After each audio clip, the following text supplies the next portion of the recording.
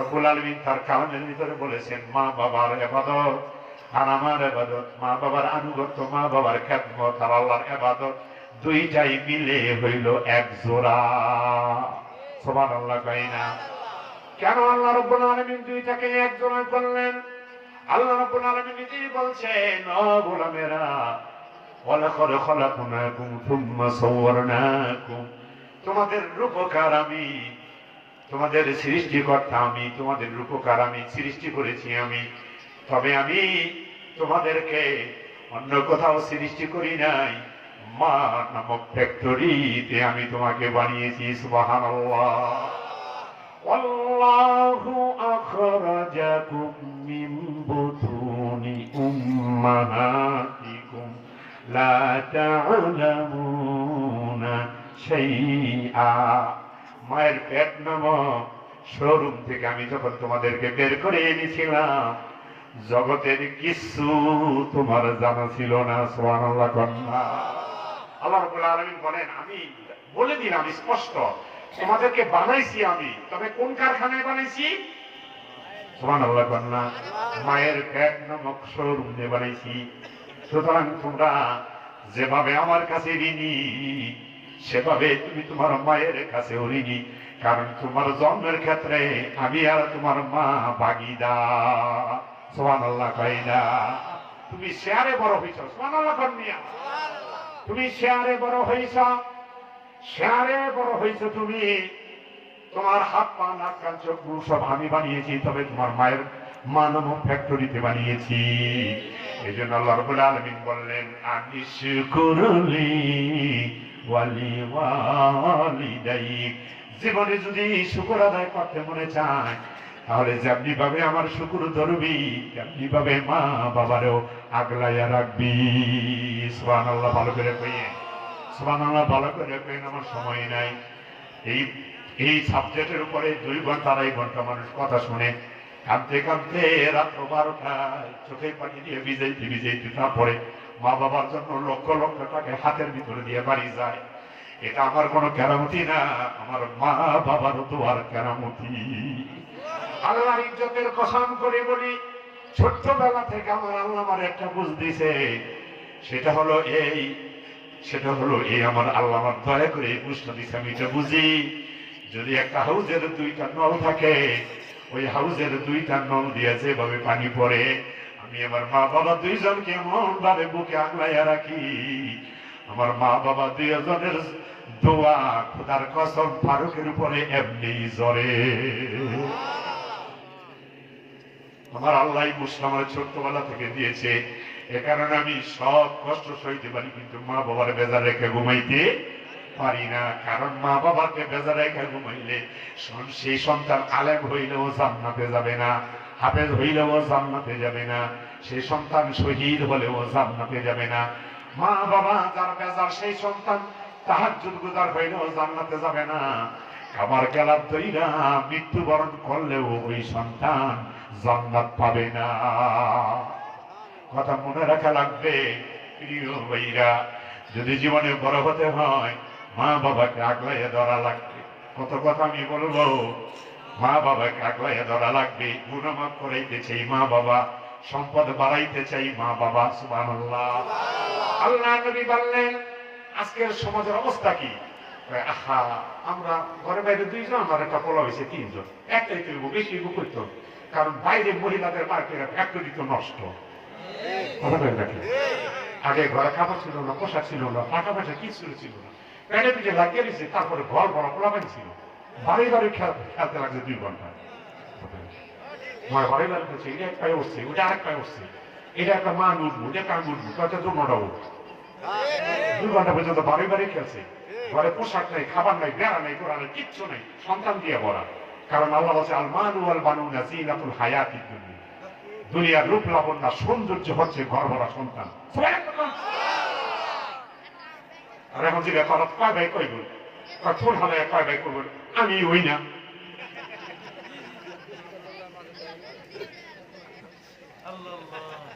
নারী বলে উন্নয়ন হয়েছে, ওই হয় না। নারী বলে উন্নয়ন করছি। শয়তানের মহিলাদেরকে বাইরে আনে, উন্নয়নের নাম দিয়া বাইরে আহ উন্নয়ন করবো, বাইরে আহ উন্নয়ন করবো। আদম হাওয়া ঘরে আসছিল না?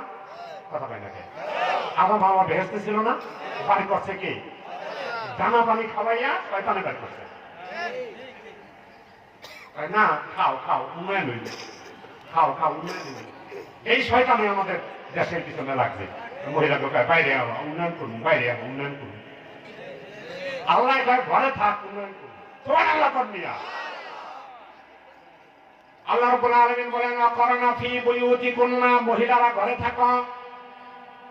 ওয়ালা তাবাররাজনা তাবাররুজাল জাহিলিয়াতিল উলা, জাহিলি যুগের নারীদের মতো বাইরে যাইও না। ইন্নামা ইউরিদুল্লাহু লিইযহিবা আনকুমুর রিজসা আহলাল বাইত, বাড়িওয়ালাদের উপরে ভাইরাস পড়বে না, নোংরামি পড়বে না, বেপরদা পড়বে না, যারা ব্যভিচার করবে না, বাড়িওয়ালারা নষ্ট হবে না, আগামী দিনের উজ্জ্বল প্রোডাকশনও বন্ধ হবে না। সুবহানাল্লাহ কাইলা। আজকে মহিলারা ঘরে নাই, বাইরে আইছি, মেশিন ভালো নাই, প্রোডাকশনও নাই। এই কারণে জিগায় তারা ভাই বই কয়জন ফোন হালাইয়া আমি ওই না, মিছেনি কথা। এক শয়তানে বাইরে আনছে, প্রোডাকশন বন্ধ করছে, এখন ঘরের ভিতরে আর এক শয়তান ঢুকছে। তাই তুমি একলা পারবা কে? আমরা ঘরে বাইরে দুইজন আরম্ভ করলাম, তিনজন, তোমার বাড়ির পিছনে টাকা দিতে দিতে এরা আমাদের ভবিষ্যৎ সব গেছে। কথা ভাই নাকি? আল্লাহ নবী বলছেন ইন্নাল মারআতা ইযা খারাজাত তুকবিলু ফি সূরাতি শাইতান ওয়া তুদবিরু ফি সূরাতি শাইতান, মহিলা যখন উলঙ্গ অর্ধ উলঙ্গ হইয়া ঘরের বাইরে যায়, এরা আর মানুষ হইয়া ঘরে যায় না, শয়তান হইয়া ঘরে যায়। এরা শয়তান হইয়া ঘরে গেছে। এখন প্রতিবন্ধী বুদ্ধি দেয় জামাই রে, ঘরে বাইরে আমরা দুইজন, পোলা লইয়া তিনজন, তোমার বাবার চিকিৎসা করা না লাগলে, মার চিকিৎসা করা না লাগলে, তোমার বাবার আমারে টাকা পয়সা না দিলে আমরা খাইয়া লইয়া কবেই বিল্ডিং বানাইতাম। কথা ভাই না? ওইটার বুদ্ধি, ওইটা প্রতিবন্ধী বুদ্ধি, কারণ ওটা তো মানুষ না, শয়তান। ওইটা যখন প্রতিবন্ধী বুদ্ধি যে জামাই লয়, ওই জামাইটাও প্রতিবন্ধী হইয়া যায়। কথা ভাই না? প্রিয় ভাইরা, সময় তো নাই, আমি তো কথা বলবো না, শেষ করে দিব। ওর হাদিস দিয়ে বুঝেন। বিশ্বনবী বললেন শয়তান তোর মাথার উপরে ভর করছে, এই কারণে তুই উল্টা দেখা, তুই উল্টা দেখা, তুই উল্টা দেখা, তুই জানোস না। আল্লাহ নবী কি চমৎকার বলে দিয়েছেন, তুনসারুনা ওয়া তুরযাকুনা বিদুআফাইকুম, মনে রাখিও তোমাদের ঘরের ভিতরে যত রিজিক আসে সব তোমার প্যারালাইজড আব্বার নামে বরাদ্দ আসে। হাদিস বলছি, হাদিস বলছি, আমি সরমনের পীর সাহেবের কিতাব থেকে কথা বলি নেই, জামাত ইসলামের পীর সাহেবের কিতাব থেকে কথা বলি নেই, আমি হাদিস বলছি। বিশ্বনবী বলছেন তুনসারুনা ওয়া তুরযাকুনা বিদুআফাইকুম, তোমাদের ঘরের ভিতরে যত রিজিক বরাদ্দ হয়, তোমার প্যারালাইজড বাবা ঘরের ভিতরে আছে, এই কারণে বরাদ্দ হয়। কারণ তুমি যদি রিজিক লয়ে ঘরে যাও, তোমার বাবাটাই খাইবে। তুমি যদি রিজিক লয়ে ঘরে যাও, তোর মা খাইবে। কারণ তোর মা এই পর্যন্ত আসতে পারে না, তোর বাবা এই পর্যন্ত আসতে পারে না। আসার রাস্তা তোর জন্য খোলা রাখছি, তোর হাতে তাদের রিজিক দিলে তোর মা বাবা ঘরে বসেই খাওয়ান পাবে। সুবহানাল্লাহ। প্রতিবন্ধী সন্তান আর প্রতিবন্ধী সন্তানের স্ত্রী, তুমি কি একটু খেয়াল করো না, এই বাবা তোমার সেই বাবা। ছোট্টবেলায় যখন কলুই খেতে গিয়ে বলছ আব্বা গো, এই কলুর বোঝাটা আমার মাথায় দেন, বাড়িতে গিয়ে আমি বাপ দেখাম, আমি বড় একটা কলুর বোঝা আনছি। মনে না, দাম বাগাইতে গেছে, বাবাই লইয়া কইল সালাদ দাম বাগাইয়া নিগা। দাম বাগাইতে যখন গেলাম, আদামন্য বোঝাটা আব্বারে কইলাম মা বাবার মাথায় উড়াইয়া দেন, কারণ আমি বাড়তে যাই মা এত বড় বোঝা আনছি। সেলুট পামু, ধন্যবাদ পামু।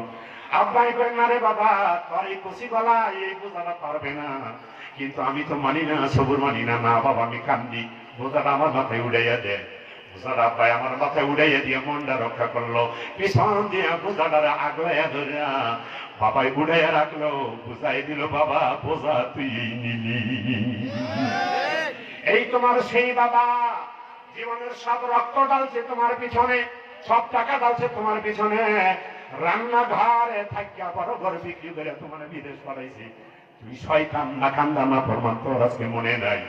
এই কলিজার টুকরা বাবা এমন কিছু নাই তোর পিছনে ইনভেস্ট করে নাই, এমন কোন জায়গা নাই তুই হওয়ার পর থেকে জীবনে কোনদিন নিজের জন্য দোয়া চাই নাই। তোর জন্মের পর থেকে যত জায়গায় গেছে তোর জন্য দোয়া চাইছে। আজকে তুমি বলো বাবাটা যদি না থাকতো, মাটা যদি না থাকতো, তাহলে আমাদের ইনকাম ভালো হইতো। এই টাকা দিয়া খাইয়া আমরা টাকা পয়সা জমাইয়া অনেক দূর আগাইয়া দিতে পারতাম। আল্লাহ নবী বলেন বুঝস নাই, প্রতিবন্ধী বুদ্ধি লইয়া গোড়া বুঝস নাই, বরং তোরা যা খাস তোদের ঘরের ভিতরে যত রিজিক আসে, তুই অ্যাক্সিডেন্টে তোর গাড়ির গতি ছিল 80, একটু আগে এখান দিয়ে একটা শিয়াল গেছে, গতি ছিল 160, তুই যদি ওই সময় ওই গরু ওই শিয়ালের সাথে তুই অ্যাটাচ হইতি, হাড্ডি গুড্ডি সব এখানে রাখা যাইতি। কিন্তু আমি তোর অ্যাক্সিডেন্টের মুখোমুখি করি নাই, তার কারণ তুই যদি পারি না যা, তোর মা কমলা খাইতে পারবে না। আল্লাহু আকবার বলে, তুই যদি পারি না যাস তোর মা রাতের খাবার খাইতে পারবে না, তুই যদি পারি না যাস তোর মার ওষুধ বাড়ি যাইবে না। আমি এই কারণে তুই তোর মায়ের বলছো, বাবারে বলছো, আমি আল্লাহ বলি নাই। আল্লাহ নবী বলছেন তুনসারুনা ওয়া তুরজাকুনা বিদুআফাইকুম, তাদের ঘরে যত সাহায্য আসে আর তাদের ঘরে যত রিজিক আসে সব তোর মা বাবা, অসুস্থ স্ত্রী আর প্রতিবন্ধী সন্তানের কারণে তোর হাতে বরাদ্দ হয়। সুবহানাল্লাহ। একটা উদাহরণ দিলে বুঝবে। চেয়ারম্যান মেম্বাররা কাজ দেয় না? কাজ কোন ঘরে কাজ দেয়?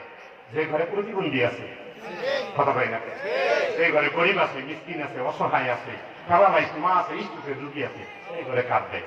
বিশ্বনবীর এই হাদিস প্রমাণ করে আল্লাহ রাব্বুল আলামিন যাবতীয় রিজিক বরাদ্দ দেয় ওই ঘরে যে ঘরে অসুস্থ মা বাবা আছে। সুবহানাল্লাহ।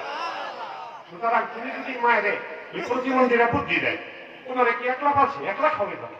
আরে তুই বুঝছ না, বাবাই মাই যদি ওই ঘরে যায়, আমার কাক ওই ঘরে যাইবি, আমার কাক বাদ। যেদিন আর বাবার বাপ মা বাদ, এদিন আমার কাক বাদ। বুঝে বুঝে আমাদেরকে আপনার ফেলে করে দেয়। যেটা নেয়ামত সেইটারে মানেছে কিয়ামত। কথা বলেন নাকি? আহা, কেমন বুঝুন, বুঝুর চলে আসবে, বুঝের জায়গায় বুঝ রইল। অন্য কোনো জায়গায় আমি যখন ওয়াজ করি বাপ মা, তখন যাইয়ে